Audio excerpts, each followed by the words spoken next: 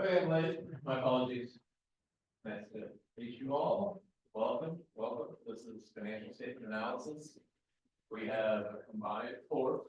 We have undergraduates and graduates in this class. So I teach both groups. I've been doing this for 10 years. I've never had a problem teaching to both groups. But if you're in either group and it's been a couple of semesters or sometimes even a couple of years since you've had the basic finance and accounting prerequisites, make sure you're on top of the course curriculum immediately, because you're gonna need to get some help, because by week 3, 4, we start to get very, very technical with the account. And if you don't have a firm grasp of the financial statements and how debit and credits work, and like discounted cash flow associated with your prereq finance course, that's where I teach it. So that's my word to the wise up front. Little bit about me. I have been doing this for 10 years. I'm a graduate of UMKC's accounting program. I'm a graduate of UMKC's business program.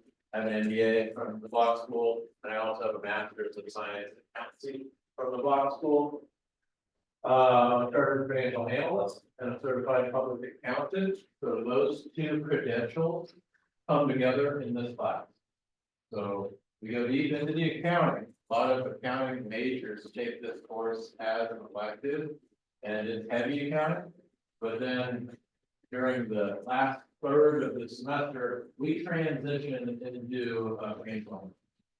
And that's been my career for the last 20 years. I graduated, took a job in corporate finance, transitioned into the world of corporate consulting, and now I run an advisory business here in town. We manage $3 billion on behalf of maybe 200 401k plans, 403b plans, other retirement plans, and individuals who look to us for financial planning and for investment. Background is heavy in the financial analyst role, and we'll transition to looking at all of the accounting work through the lens of a financial analyst. I want to teach you all how to analyze a stock as if you were doing my job. So as if you're building portfolios for, well, A, yourself, but B, somebody else that you work for. And on at least 3 occasions, I've actually added to the portfolios that we manage based on the work done in this room, which that's pretty cool. Those 3 occasions were First Solar. We bought some First Solar stock. That was based on research that initially came out of this classroom. Qualcomm. And what was it? No comment.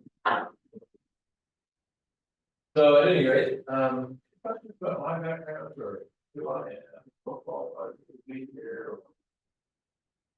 Put in the right room. Any comments on what you'd like to get out of this class?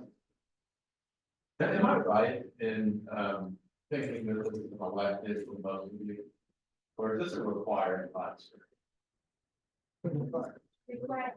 Okay, required. All right. Well, sorry, because I'm gonna try to liven it up as much as I can. But when we get into it, the accounting, it's dry. It's dry and esoteric and technical, and we're looking at different sorts of treatments for how you properly record a lease, for example, or how you look at different tax treatments. And if this is a required course, it may be your goal to get a B and move on. So here's an interesting factoid for some of you who are in here because you have to be to pursue your career, just our desire to take you someplace else. That was me at one point in my life before I got an intern and all this. My undergrad is from Kansas State, and I didn't have a clue when I was an undergrad. I just get a degree, and I was having a lot of fun doing it. Too much fun. I took this class, I took this class 3 times as an undergrad, because I kept dropping it, because it's so boring. Now I teach the class, I failed 3 times, so that's not irony, I don't know what it is. But we'll try to have some fun, I'm gonna direct you all to a website that should allow you to select a company that hopefully you have a real interest in, a company to do some analysis work on this semester that, well, hopefully is just interesting to you, and maybe you stumble upon an idea you can put to work for yourself. So my plan for tonight is tonight's syllabus night, I'm gonna go over all the expectations for the semester. I mean, you'll forget, you have a bunch of questions. Don't think twice about reaching out to me. I'm an adjunct professor, which has its pros and cons. The pros about being an adjunct are that I can tie this back to real world stories. Hopefully, students have told me that in the past, but so that's part of what attracts them to this course. The con of being an adjunct is that I do this as a hobby, which means that you all are my last priority. I'm not trying to hurt your feelings, but I have 200 clients that all come before you. So if we can just agree to that up front and to recognize where my priorities are, I give you permission to be persistent in your communication. You can't get a hold of me, email me a second time. Text me. My mobile phone is in the syllabus. Text me a second time. Call. Nothing is ever that urgent because you're going to come to understand I'm not a type A personality. More time, I can't make a class. Generally speaking, if you have your stuff to me, time class ends in December, I'll grade it, you'll all get credits. And that's not me being, that's really me being late. So, and I don't have, you can't hurt my feelings. You can't hurt my feelings. If this is the one and only time I ever see you this semester, because you decide that this is just easier to do on your own through the textbook that we use, which is loaded with online resources and comes with a whole cadre of videos to support this material. If you like those videos and are comfortable with a self-paced program, like I said, you're not gonna hurt my feelings. So I'm gonna direct you to those materials. Having said that, I will tell you, in my experience, the students that do the best in the class, well, they complement everything that we discussed in class with the videos and try to keep pace with the text as we move through it, use the online resources and engage with the class. But that's up to you. As we move through these syllabus, I'll try to give some tips about what I've noticed working in the past.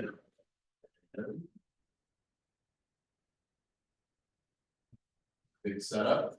We all on the same page? If I didn't say it, just refer to me as Vern. This is a very comfortable class. You'll notice I started the Zoom room. The link to the Zoom room is in the syllabus. I'm going to try to remember to do that every time I start class. So if you're ever traveling or on the road and can't get to class and want to reference it after the fact, those will be recorded and posted to our YouTube site. So you can log in live. You can hit the recorded YouTube lecture subsequent to that. If we're on if we're discussing the balance sheet in week 3 and you know for a fact you're good on balance sheet and you want to skip it all together, that's fine too.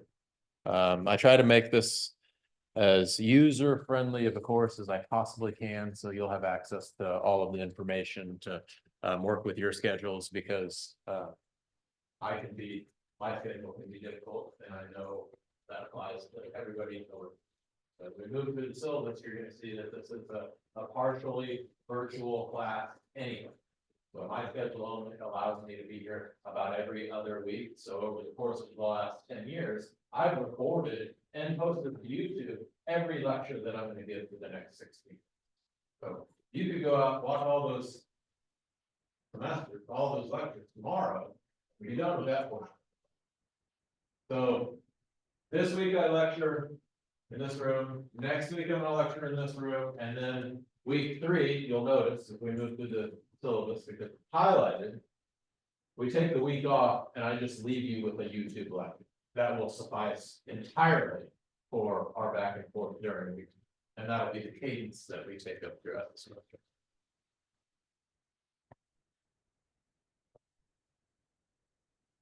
Okay, so what you see on your screens here is our syllabus. Has everybody been able to access the Canvas class? Any issues that we need to troubleshoot right off the top? One thing that I was late this weekend, I put in a rush request to merge the 419 and the 5561 class. So I think that got done, and I think we're all on one Canvas shell. Another thing I'll mention about teaching the 2 classes is in the past, I have curved the scores. If they have come in too low, if I get a low distribution, I'll curve those scores. Before I would ever do anything like that, I separate the 2 classes. Finance 419 from finance 5561. So your curve is relative to the distribution of only those students in your same class. So I'm not going to curve the undergraduates with the graduates. But I haven't had to curve in a couple of sessions because I think we've got this platform mostly figured out. I think I've modified it to the point now where the curriculum matches, I guess, the skill set of both the students in class, and just haven't been curved for whatever reason.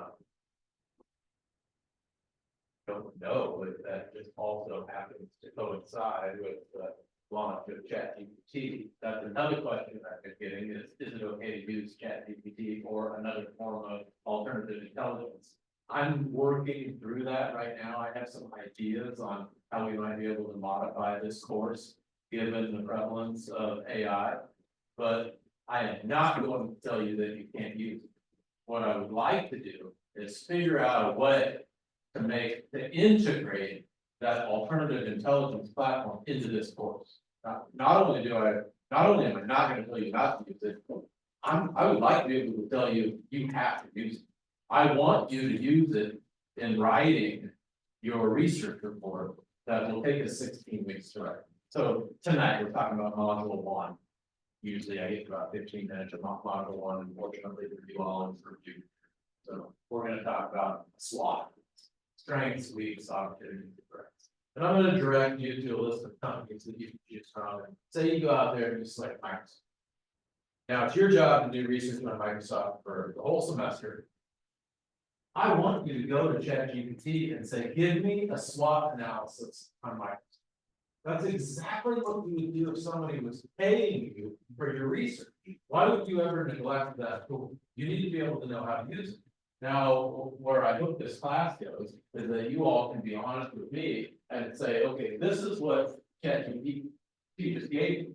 And also recognize that that's only going to get you 90% of the way. So there needs to be some subsequent analysis on your part. Maybe you say ChatGPT's analysis was brilliant, but I think we still need more work here, here, and here. So that's what I'm trying to suss out a little bit. And I'm going to ask for your flexibility as we move through the semester so that we can maybe make some tweaks so that this class is the best version of the class it can be. Questions in that regard? Okay, so right here in the syllabus, you have the link to the Zoom room, meeting ID, password, and you have the link to our YouTube site with all prior lectures. The prereqs are accounting and finance. I mentioned if it's been a while, that's been a problem area for other students in the past. So be mindful of that. Make sure you're on top of it. Talked a little bit about my accessibility. Again, don't be afraid to reach out multiple times.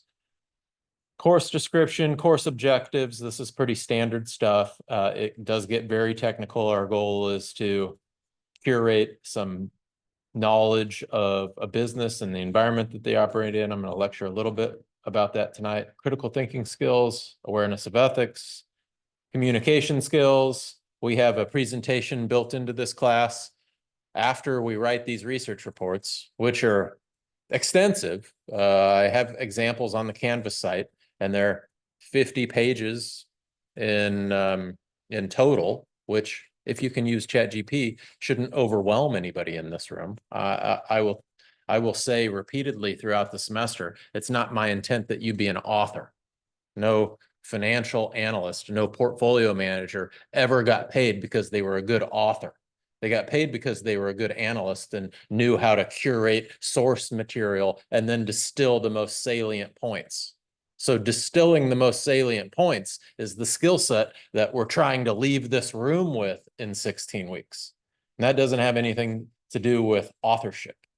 That has everything to do with curating a research report and then properly citing something. And I'll tell you what my expectations are in that regard. Required materials. The book that I lecture from is the Easton McNally. They're on their 7th edition, which is great because they've worked out most of the bugs. They just launched the pro about just launching is that all of their new references are going to be up to date. All the new accounting regulations are going to be up to date. The con is I don't have all of the assignments uploaded into our course shell yet. I have week 1. I think I'll be able to get them as we go. Click on this link. It's going to take you out to the course site. You can buy the book. Click on this link. It's going to ask you to enroll in our course. When you enroll in that course, you're going to get access to our course shell. Our course shell holds all of the homework assignments and all the tests. So one of the reasons I use this course material is that it helps me with my grade. So all the homework assignments are graded instantaneously by the program. Same way with the test. That adds flexibility to the course. You don't have to come into this room and take the test. Be test time. I'm going to open up a 2-week window. Go take the test at any time in that 2-week window when you're ready. If you're taking the test by yourself, obviously it's open book, open note, because I can't police that. But how do you police an open book, open note thing? I had Google to look everything up if you had enough time. That's how you police an open book exam. You limit the amount of time. So when we get to that point in the semester, I will remind you that if your plan is to not study because it's open book test, you'll fail the test because you only have, I think it's 40 minutes. So the rule of thumb I use is that you'll have enough time to look up about 1/3 of the questions. If you don't just immediately know 2/3 of the questions, you'll run out of time to finish. The homework assignments are for 10 points per week. I'll get to that grid in a moment. And I'll show you where they are in my business course shell. You take those homework assignments as many times as you want. You take it, you get 6 out of 10. Feel like 6 out of 10, just retake it. Get 10 out of 10. But I think your highest. That's how this course is designed.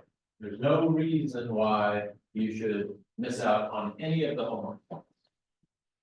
Exams are tough. The exams will usually be the line of demarcation between the A's and the B's. That's what's going to determine whether or not you get an A. Research project that I've mentioned several times is worth 1/3 of your grade. There's no reason why everybody in this class should get there. If you get it to me 2 weeks in advance, I will tell you what you need to bring it into an A standard and give it back to you. So there's really no reason why all the homework points and all the points associated with the research report shouldn't be kind of in your bag, so to speak.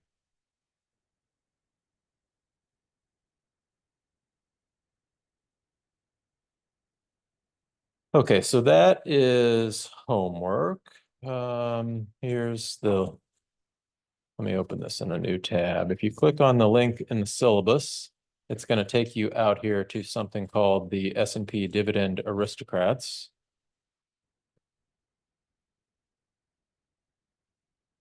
And there they are. So you'll pick from that list. Oh, there it is. We bought some Kenvue last quarter. That's the third one that we bought.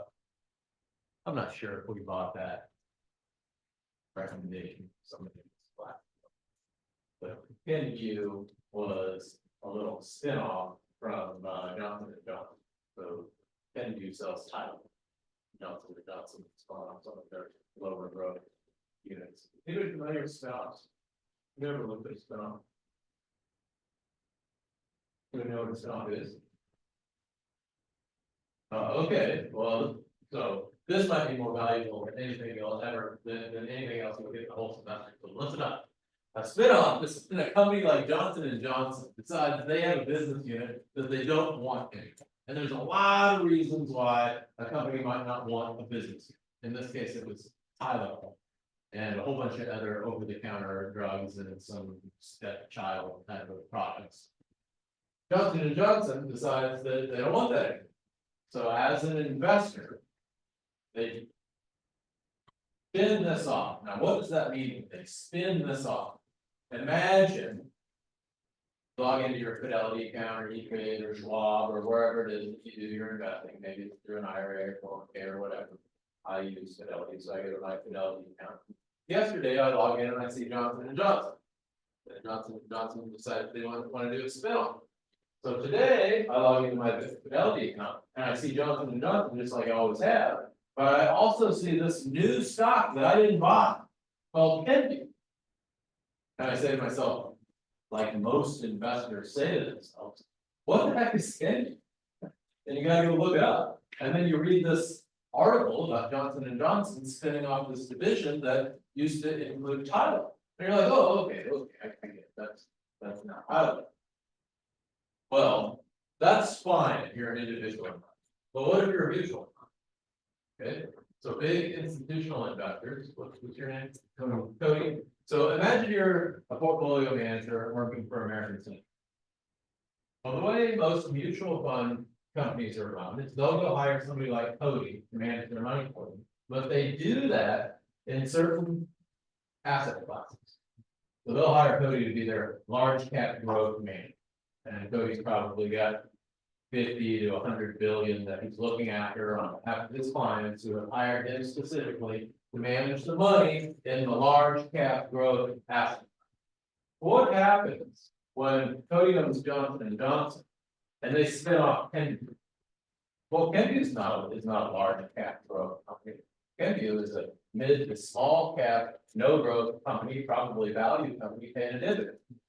So what's Cody? What are you doing there?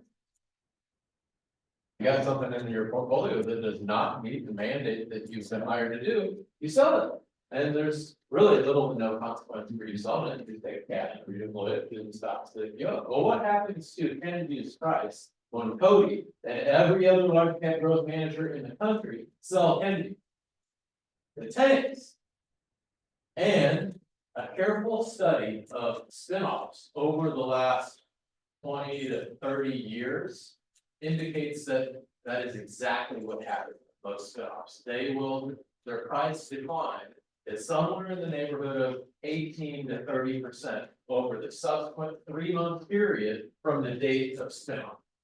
Now, does that have anything to do with how much Tylenol Kenvue saw? No, it's completely uneconomic stuff. So if you're an astute investor and you know the dynamics of the market and you recognize what's driving that stock price that doesn't have anything to do with the cash flow generating abilities of the business, you can say, well, yeah, I'll take a stalwart like Tylenol and add that to my portfolio at a 20% discount due to this uneconomic sell pressure. Again, a careful study of this dynamic indicates that those selling and buying parameters exercised with discipline over time allows you to build a portfolio of spin-offs that has outperformed the S&P 500 by 11% in the last 3 days. Now, you'd think that inefficiency, once known, would go away, but it doesn't go away because structurally, the market insists that large cap managers like Cody sell that stuff. So the selling pressure is there almost every single time. That's what happened with Kenvue. So file that one away. All right, so there's your list of stocks. When you look at that list and decide you want to work on Kenvue or whatever else, the race is on. I don't want any two people in this class working on the same company. So pick a name from that list and go back to the stock selection forum in Canvas and say, hey, I'm Cody, I picked Microsoft. And then Microsoft is taken. Nobody else in class can take Microsoft. So if you pick a stock off that list, make sure nobody's already taken it. So, and if there's something out there you really want, go grab it right now.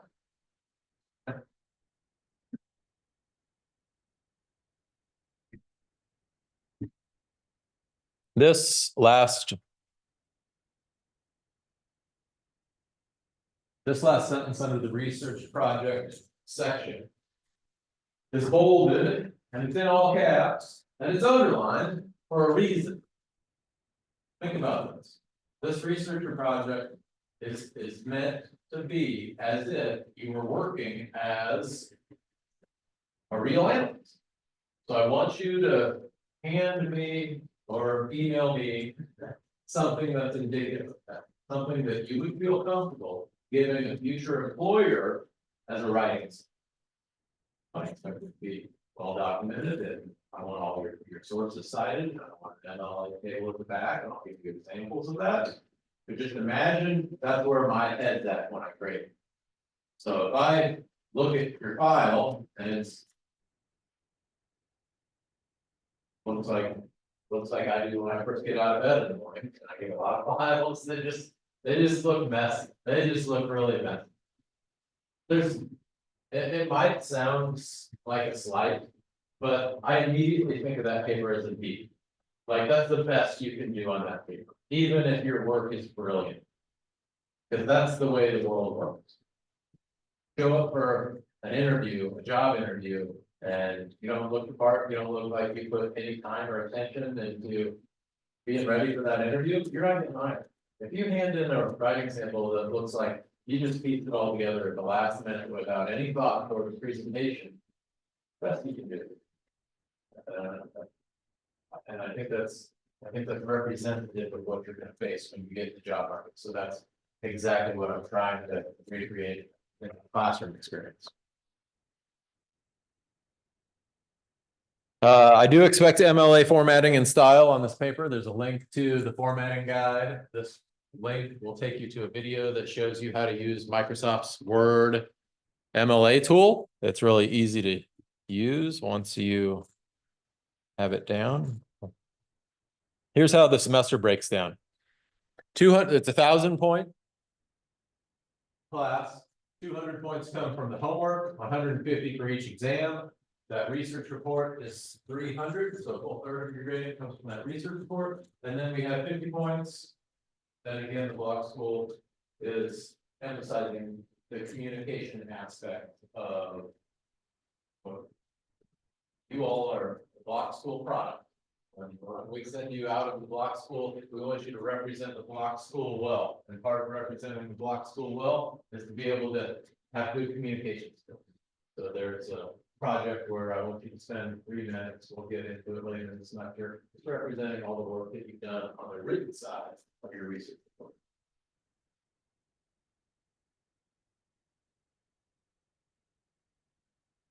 Okay, here's our class schedule. We have 16 modules in our financial statement and analysis class.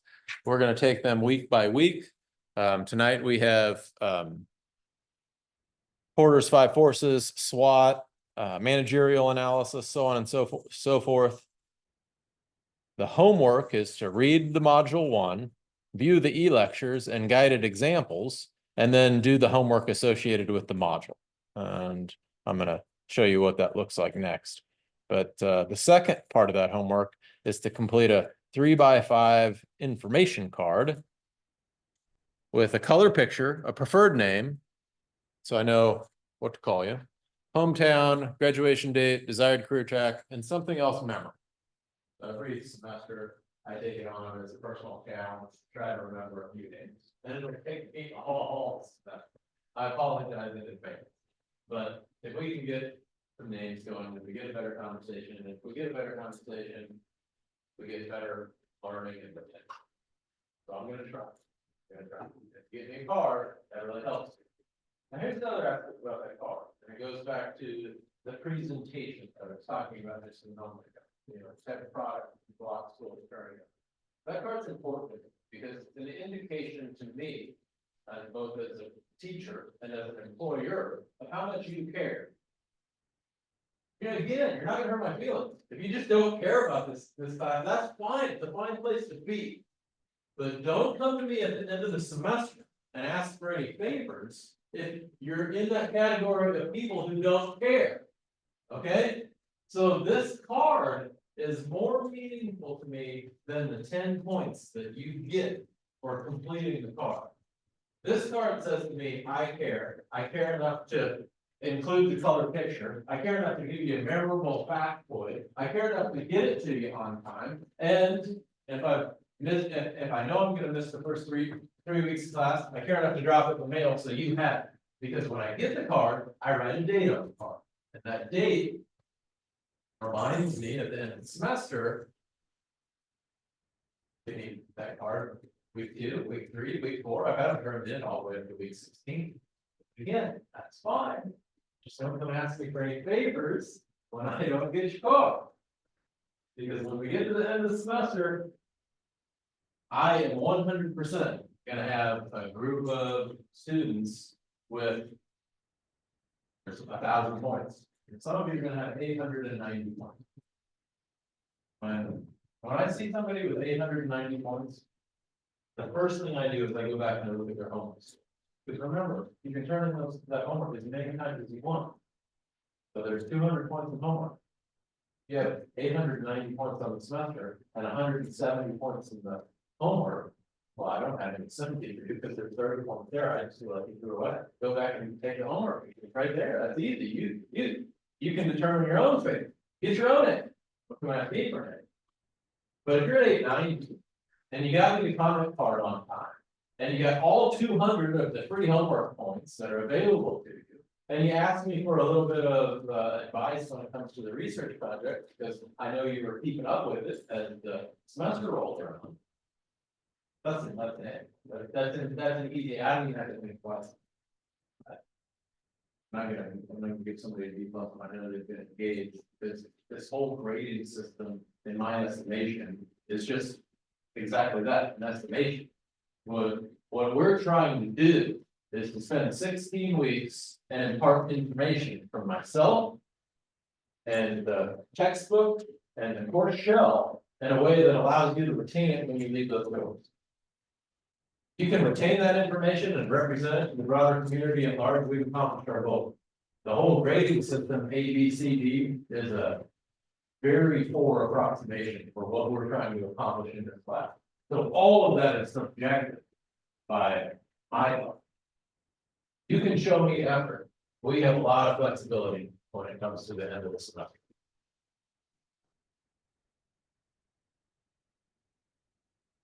Okay, homework due. So next week, comment card, homework through my business courses, and then we have an analysis of the proxy. By show of hands, how many of you have looked at a proxy? You all are missing out. You're all missing out. The proxy is my favorite financial statement, and it's the most neglected too. So, in accompaniment with a company's 10K filing, 10Q filing, research publications that hit the SEC wire periodically. On an annual basis, the company has to file a proxy. Well, a proxy is a listing of the management team, their bios, the board of directors, their bios, any shareholder initiatives, oftentimes a calendar or agenda associated with the shareholders meeting, so everybody knows what we're gonna be talking about when we get together and go to the shareholders meeting. And then the best part about proxy is they publicly list what their managers and directors are getting paid. So you get to see and understand how these people are getting paid. So I want you to find the proxy, I want you to read it, skim it, have it summarized by ChatGPT. So you know exactly what's in there. I want you to report back to me. It's simple, it doesn't have to be anything more than a page or two. I want you to report back to me a basic summary, let's say, hey, here's what I got out of ChatGPT, here's what caught my attention. And then the most important aspect of the proxy, and we will hit on this all semester long, is how much your management teams get paid. Salary is one, that's the easy part about how much they get paid. Total compensation is the harder part about how much your management teams get paid. Because the larger portion of their total comp package usually comes in incentive-based comp, like to stocks, options, or other phantom equity types of initiatives. That's where I want your focus. I want you to understand that part of their total comp. I want you to understand their incentive-based comp. And most importantly, I want you to understand what it's linked to and what the triggers are. That's key. Why am I stressing that so much? Why do I want you to know of that? Why is that so important? How the management team do things. I'm thinking through the lens of an investor here. I look at Kenvue or some other Johnson type of stock. Why is it so important for me as a portfolio manager to know how their management team is getting paid? Yes, what's your name? Ryan. Ryan, nice to meet you. Mention my trade very interesting.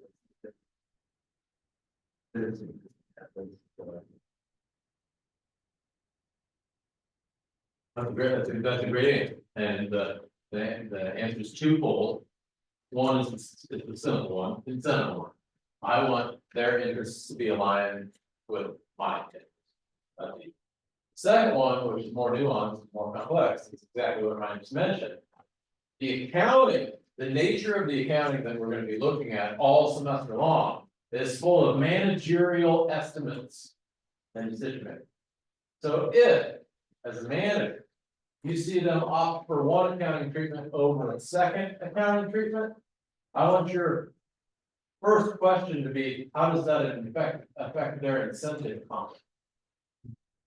Because if my stock options vest based on a certain earnings per share number, and I have control over how we account for short-term leases or the consolidation of international accounting or certain aspects of tax reporting.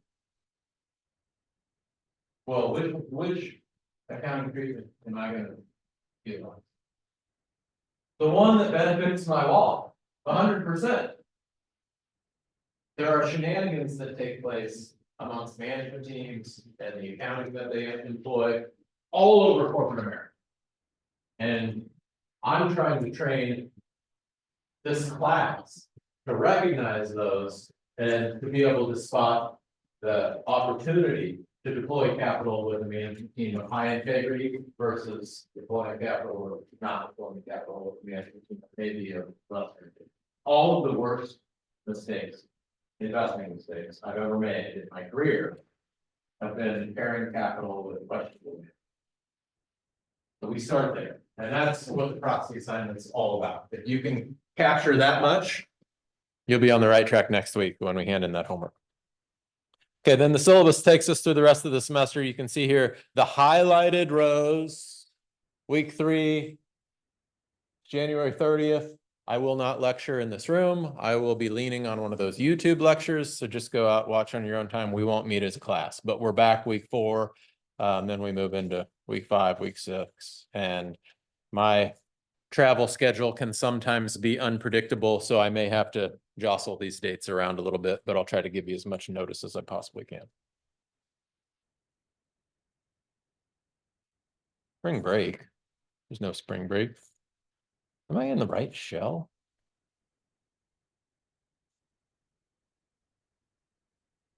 (2024) fall semester syllabus. I uploaded the spring syllabus. Okay. Well, the syllabus out here is. That's okay. I'll upload the fall syllabus. It's exactly the same, just with different dates. So everything I've said still applies. I'll do that tomorrow. As soon as I get back to my office, it's stored on my office computer. And I'll upload that and give you all a little notice. Okay, let's jump to our course shell.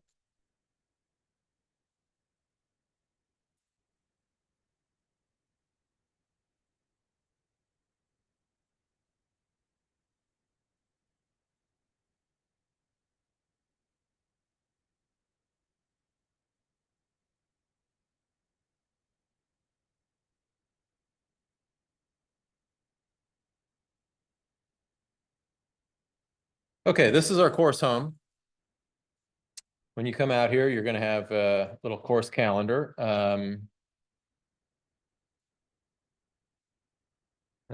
a minute, manage.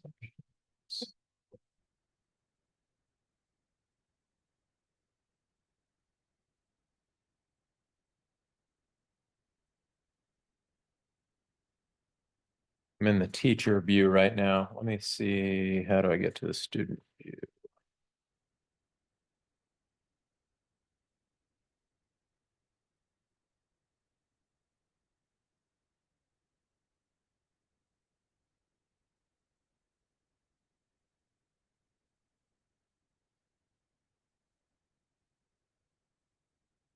If somebody sees it before I do, holler it out.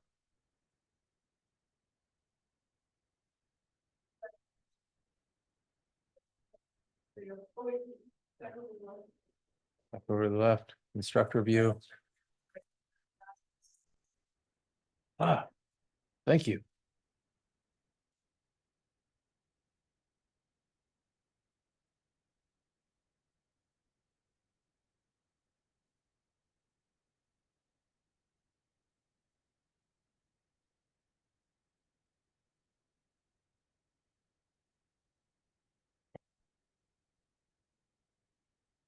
Okay, there it is. Course content on the left-hand sidebar, module 1. When you get enrolled in the class, come out here under module 1, and you're going to see these resources available with every month. As we work our way through the semester, you're going to have access to, in the blue bar, you're going to have readings. So that's the textbook, and the authors and the publishers use technology that allow you to annotate in the software. They use technology that allow you to highlight in the software. So anything that you need help with, it's hyperlinked back to the learning objectives. So if we have 7 learning objectives tonight, if you're nails on 6 of them, but need a little help with 7 and 8, you're immediately going to be able to come out here and use the hyperlinks to go to 7 and 8, so you can really focus in your time. Same way with the e-lectures. We have supporting lectures for all of the learning objectives. So concentrate your time on the ones that where you need your help. And then lastly, we have guided exams. So one of the homework problems tonight is on cost of goods sold. I'll be able to walk through an example of cost of goods sold. Need a little refresher, you can go to the guided example and get that right there. So play around with that a little bit, and then once you're comfortable, I want you to click on the homework module, and that's going to take you to, let's see, it's going to take you to this homework right here. The first question is about formulating financial statements from raw data. So here's some raw data from General Mills, and the pretty simple problem asks you to prepare the income statement. So you have to be able to recognize that revenues go on the income statement and short-term liabilities go on the balance sheet. So you sort all those into the income statement, balance sheet, statement of cash flows, hit submit, 10 points right there, done with week 1. This homework is designed to take you between 30 to 60 minutes on a weekly basis. And if you ever go over 60 and you just feel like you're beating your head against the wall, hit the pause button, come in here, ask me about it. I'll help you out. I won't help you out. What I will tell you to do, is come back to Canvas.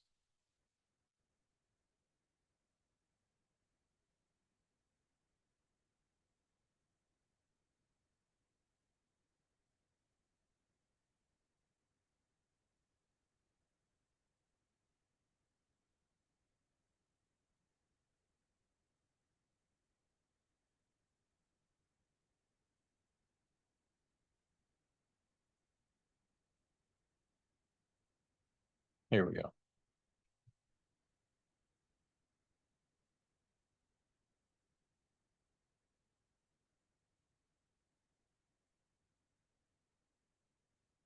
Okay.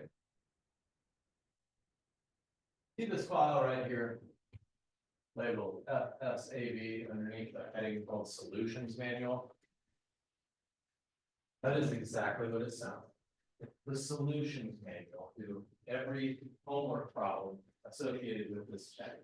There's probably 2,000 homework problems. I randomly select 3 or 4 from every module, put it in there for you all to do as homework. It's 10 points a piece. If you get stuck on one, come back to the solutions manual. It's what it's here for.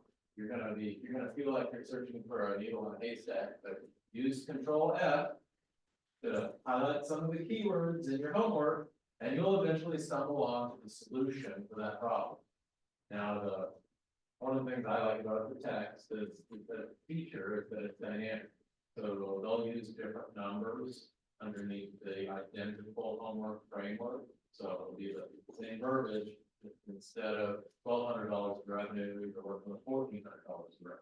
So some of your ratios might change, but the syntax and the rubric that you need to solve the problem is right here in this file. So I always ask students to check this first, and that's answers 90% of all questions.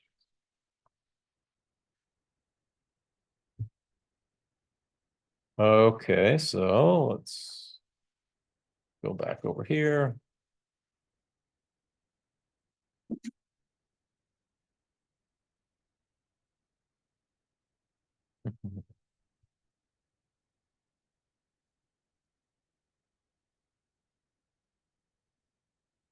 And that's pretty much it as far as the My Business course goes. Let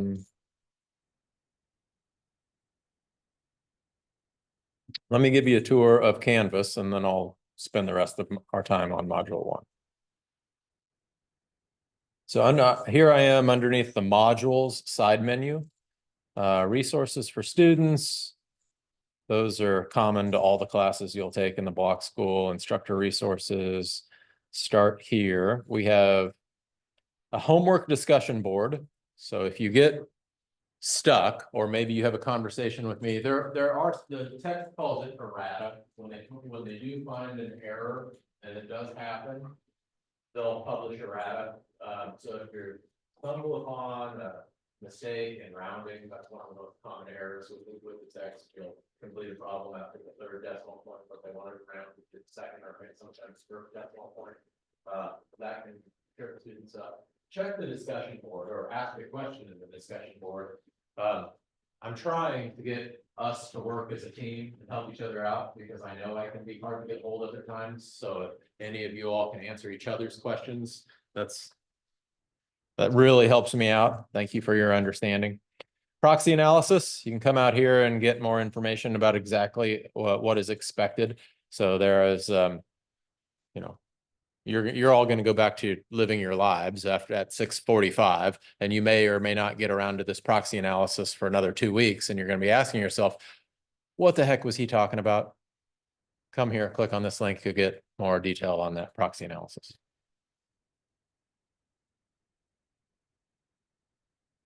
Okay. Solutions manual, I talked about that. Research project, rubrics. This is the company selection forum that I mentioned. You're going to want to come out here, and looks like, is that okay? So Caterpillar's been taken. Okay, nobody take Caterpillar. So is that, how do I say Anu? Did I say it right? Anu, nice job. So you have Caterpillar. Well done. And looks like Emma has McCormick and Co. So Emma, is that you? Nice to meet you. Nice job. And Hamza, did I say that right? You will take West Pharmaceuticals. Okay, I don't know anything about West Pharmaceuticals. Were they on that list? Okay, terrific. Did I say Hamza, is that right? Okay, nice to meet you. Well done. All right, so we got a few more in there. Okay, you guys are all over this. I love it. I love it. Thank you. Solutions manual, research project. Here's your templates. We'll talk about that later in the semester, but here's some old sample reports. Here's that report on Qualcomm. This is one of the better reports that's ever been written in this class. So you can come out here and get a feel for exactly what this research project is. This was a 72-page report, hit on all of the modules that we study in the semester, talked about their accounting treatment, just went into detail and everything. So, I throw it out there as an example of, what we're striving for. So take a look at that when you have a chance, and we'll spend more time later in the semester looking at that.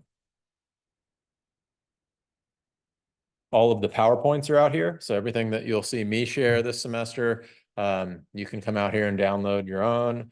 I have some practice tests out here. There's practice tests. This is like 5th edition, 4th edition. I will throw 6th edition practice tests up here so you get a feel for what they're all multiple choice format. You'll get a feel for how they work.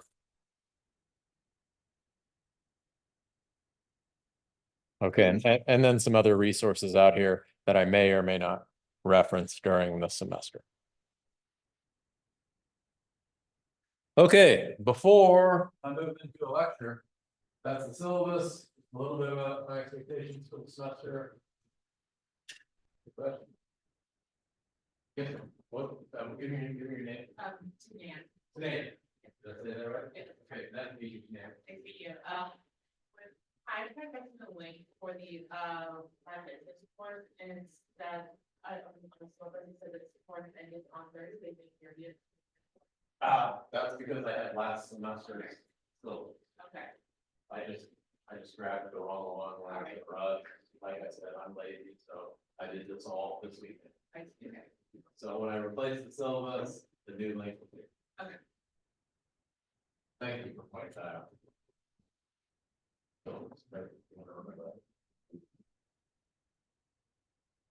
Okay, let's talk a little bit about module 1.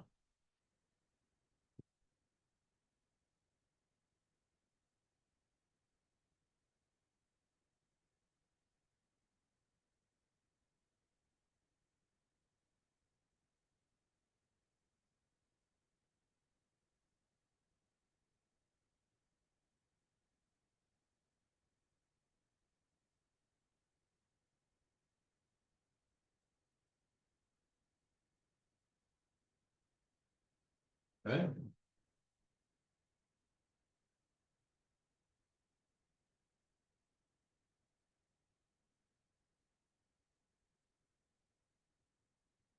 It's really the first 4 modules in this class I consider to be root. Everything in module 1 I consider to be root. So I don't mind so much spending some extra time on the syllabus and expectations, setting ground rules, because I expect most of you in this class will have no problem reading through this material. With that said, there's half a dozen or so slides I wanted to spend some time on. So when you see me move through all this material, that's not because it's not important, and it's not because that material might not be testable. It's because there's other material that I think is more important or more technical in nature that I think is worthy of our time. I just don't ever want to leave anybody with the impression that because I didn't cover it in class, they're not going to see it on an exam. Okay, slide number 6 was the first one I wanted to point out. This is the outline for the whole class. You'll see this slide several times, and it's really kind of chunked out into the same schedule that we have for the next 16 weeks. So step one, understand the business environment and accounting. That's modules 1 and 2 and appendix B. So understanding the business environment is SWOT analysis, strengths, weaknesses, opportunities, threats. Understanding the business environment is a Porter's 5 forces analysis, where you're looking at the bargaining power of buyers and suppliers, analyzing the company's competitive advantages. You're looking at their competitors, trying to understand where they're strong, where they're weak. And we assimilate all that information. And later in the semester, we'll use that to make a determination about how long into the future we think maybe there's superior margins. Call that a durable competitive advantage.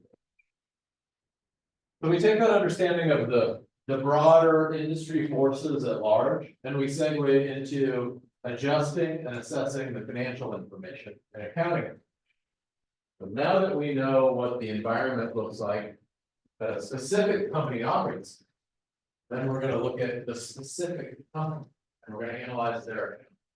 And we're going to do that through the lens or framework of the analyst, because we want to make sure that accounting is useful. And to make it useful for what we're trying to do, it has to be comparable to step 1. So if we're looking at Johnson & Johnson, we might want to compare their financials to Pfizer or Merck or another pharmaceutical. In order for that comparison to make any sense whatsoever, the accounting has to be simple in nature. And make adjustments for that.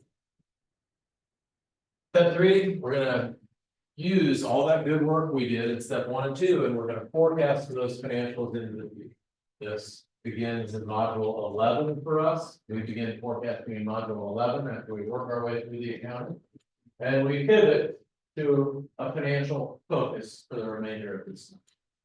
And we'll do lastly in step 4, we will do a evaluation that's inclusive of a discounted cash flow analysis, a comparative multiple analysis, a dividend discount analysis, and I'll teach you, I'm sure some of you have had exposure to this already, but I'll really teach you how to zero in on what an implicit value is. And then we'll compare that to the stock price. And if J&J's selling at 100, we think it's worth 150 based on the analysis work that we've done.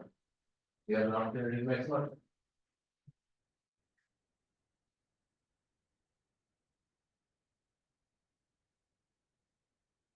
Okay, early on in the semester,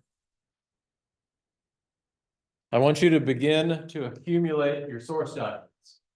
So we're looking at somebody was looking at Caterpillar. I have to find it if I already forgot what it was. Caterpillar. Okay, so Caterpillar, your first job is the proxy. So you're going to go find the proxy. You can do that at sec.gov, and proxies are not filed as proxies. They're filed underneath a code that is DEF 14A. So in the description of the read proxy, but first you're looking for DEF 14A, do the proxy analysis. After that, you're going to be looking for the 10K. The 10K is the annual report and the most inclusive for any company that we're going to be looking at. After you get the annual report, you're going to look at quarterly reports to supplement that, but that's later on in the semester. Early on in the semester, I want you to go to Caterpillar's Investor Relations website. And I'll talk a lot more about this next week when we get into looking at other resources that are available to you through the block school. I'm going to teach you how to use all the major databases and where to find great information on all these companies. But all you have to do is Google Caterpillar and Investor Relations. The first link is probably going to be their Investor Relations website. Somewhere on that site, it's going to have investor presentations.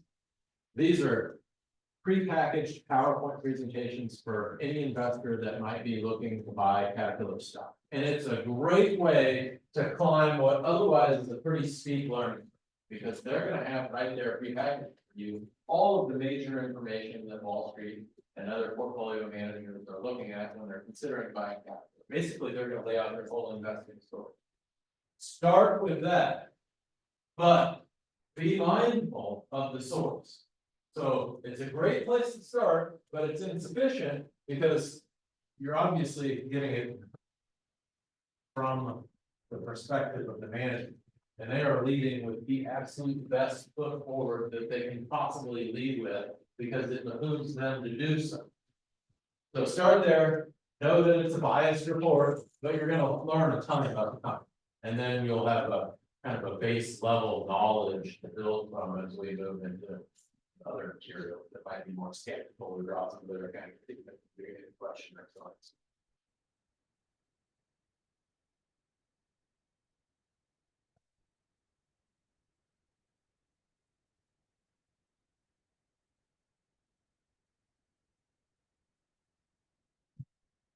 There's a good chunk of this first module that's just taking you back through the income statement, balance sheet, statement of cash flows.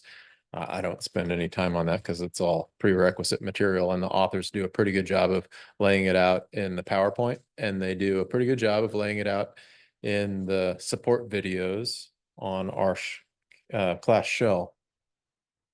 Okay, 30, I need slide 31.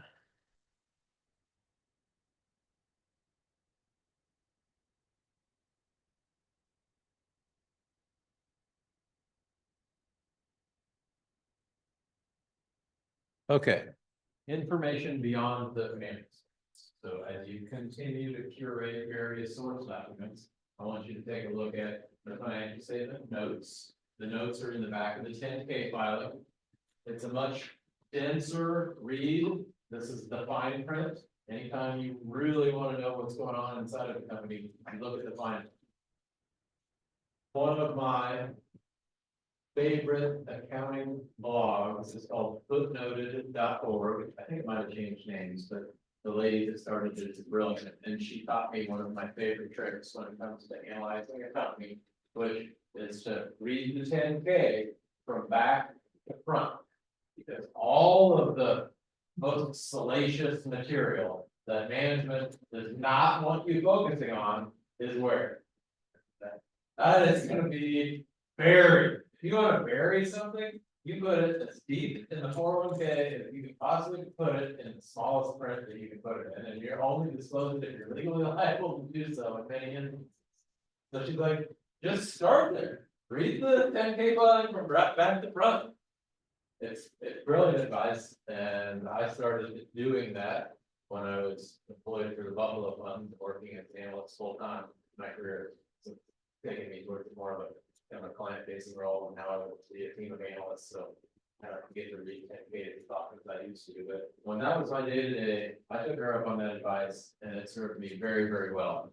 Now, if this is the first 10K you've ever read, that's a little bit of a challenging ask, because from reading the 10K from back to front is going to require you to be familiar with a lot of lingo and nomenclature and just the way these things are worded, where you might get lost. But I just wanted to share that. Management discussion and analysis, the independent auditors report, regulatory filings. You see this pop up in our industry a lot more, which is environmental, social, and governance. I'll try to touch on a few of those aspects as we move through the semester, but it's just pivoted, say, in the last 18 months, where 18 months ago, I would have said it looked like, for the most part, there was some unity coalescing around how to view these things. But in the last 18 months, it's gotten really cool. And I'll give you an example. BlackRock, the largest fund management company on the planet, had implemented some ESG criteria that required them to assess and score a company's carbon footprint. State of Texas, being a large oil producer, took issue with the way that BlackRock was scoring some of the carbon footprints of the companies located in Texas. And they said, we don't like the way you're scoring these companies.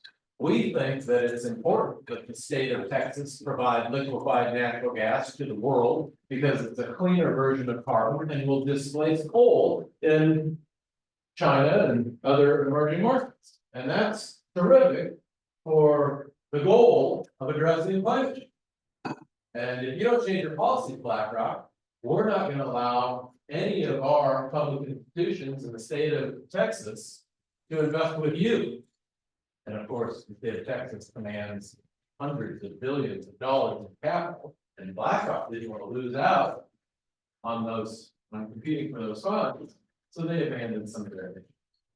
The point is, how you approach something like that. Very, very challenging.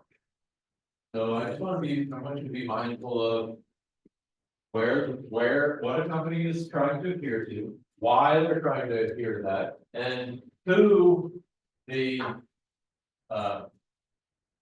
like in that instance, I think it was a United Nations panel that had come up with a scoring system. So just like we're analyzing the management teams for how they get paid. Well, if you're adhering to a certain ESG criteria, we need to understand who is defining those criteria and where their interests might lie.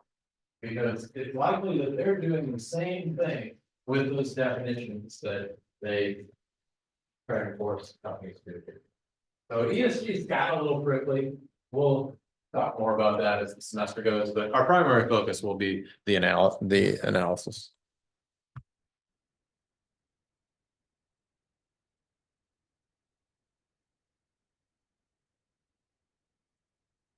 This is tonight, analyzing a company's business environment.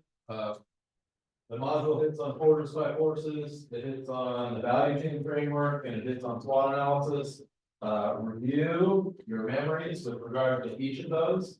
Use ChatGPT to give you an initial layout of how Porter's 5 horses works for West Pharmaceutical or the company of your choice. File all of this underneath the broader heading of both. You'll notice when you pull up the example of the research project that is stored on Canvas, it breaks down according to a 4 M's framework. And I came up with this because it's sketchy, 4 M's. The broad headings are management. We take a good look at management. It's the focus of our first assignment in this class. We want to know how they get paid, and we're going to spend all semester trying to figure out if they're making decisions that are in the good long-term interest of Europe. So management team, can we trust them? Are they good people? Do we like them? Do we want to do business with them? Motive, this is the second M. Are we investing in a company that has a long-term sustainable competitive advantage? I love Warren Buffett's quote where he says, invest in a company a monkey could run because eventually one will. And there's a lot of truth to that. So if you invest in a solid business, it just solves a lot of the problems associated with banking.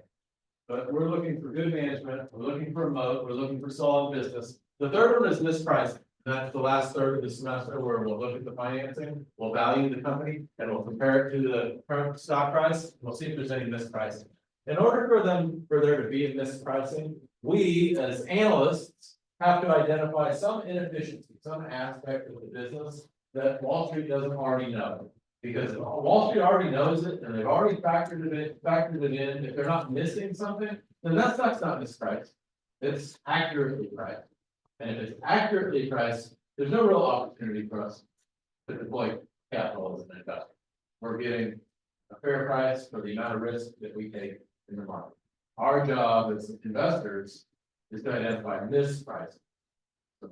Management, moat, mispricing, and then the fourth M is that mark, and that loosely ties back to ESG. You know, is this company, are they doing good things for the world? Do they have initiatives that make us feel like we're investing with people we know, like, and trust? Can we be proud of ourselves when we buy this business and put it in our portfolio? And what specifically inside that company can we identify to make the case for that?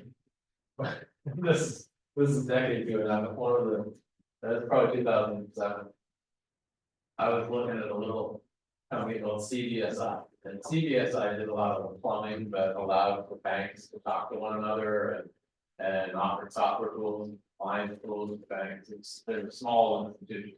Their ideal bank had 100 million in total assets issued, and they claim that they had a terrific culture. Our culture is one of the most powerful aspects of our bank. So I'm a skeptical analyst, right? I'm like, okay, well, I hear that all the time. I don't ever hear any manager tell me our culture sucks. This is a terrible place to come to work. Nobody ever says that. Just like I've never seen an investor presentation that didn't tell me I was gonna make a whole bunch of money over the next 3 years. Nobody comes to me and says, here, buy this stock, it's a loser. So I'm like, okay, how do you support that claim? And the CEO told me, well, I think it was, they had 100 people working for the company at the time. And he said, over the last 30 years, they had 26 marriages. So he put that forth as an example of how this was a great place to work, because our people come here and they find spouses, and then it happened 26 times. So anyway, I thought it was interesting. That's the one and only time I have ever seen that put forth as a metric for why we have such a great culture. And I suppose there are probably some people working for CBSI that would back that up. Okay, I have 3 more minutes.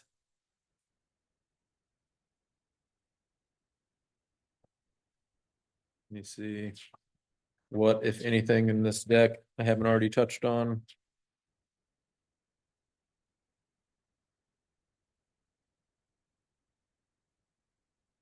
Okay, the last thing I will say is that in the back of this deck, learning objective 1.8 gives you screenshots of how to access the sec.gov. So if you just go to, get there real quick.